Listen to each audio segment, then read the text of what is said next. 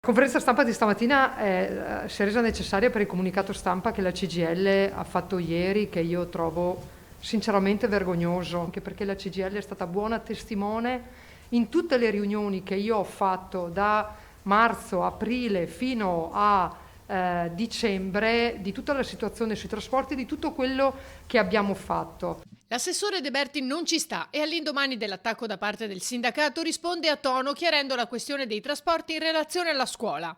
Dire che la Regione Veneto non ha fatto niente e che in questi mesi, se i ragazzi ritorneranno a scuola, e grazie ai prefetti, che io ringrazio per il lavoro che hanno fatto nell'ultimo mese, però la Regione Veneto non ha fatto niente, sinceramente non lo accetto, perché comunque la problematica di ciò che abbiamo visto succedere a settembre è successo in tutta Italia, non è successa in Veneto. L'assessore ha ripercorso il lavoro svolto da settembre, evidenziando anche la responsabilità del governo.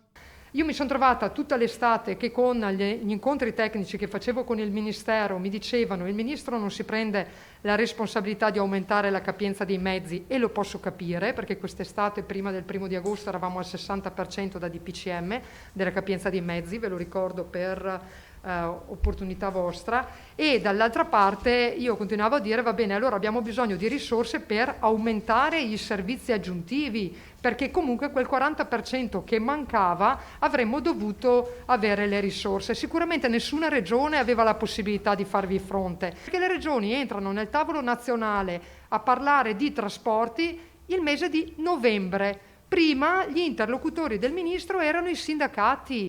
A dicembre, continua De Berti, era pronto un piano su 3 scenari perché non c'era ancora alcuna indicazione del governo. Abbiamo lavorato sul 50, sull'80 e sul 100% in presenza. Ovviamente le aziende mi avevano detto: scusate, ma rischiamo di fare un lavoro per nulla. Ne è emerso sostanzialmente che a livello veneto, rispetto agli 840 autobus che erano emersi dal piano, ci sono circa un centinaio di autobus in meno, quindi hanno chiuso a 740 più o meno. Di fatto i verbali dei prefetti confermano il piano coordinato dalla regione con le aziende del trasporto. È stato fatto tutto quello che si poteva fare per farli tornare a scuola. Quindi il 1° di febbraio, se si tornerà a scuola, il piano dei trasporti c'è.